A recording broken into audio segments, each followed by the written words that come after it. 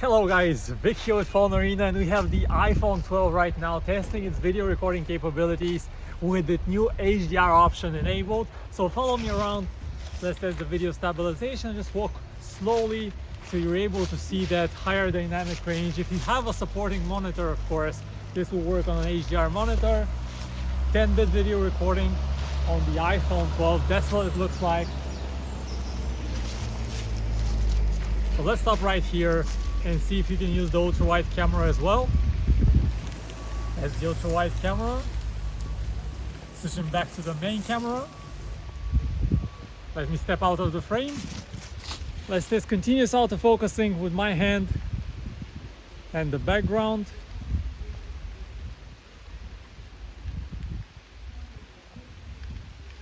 And that's it guys, HDR video 4K 30 on the iPhone 12.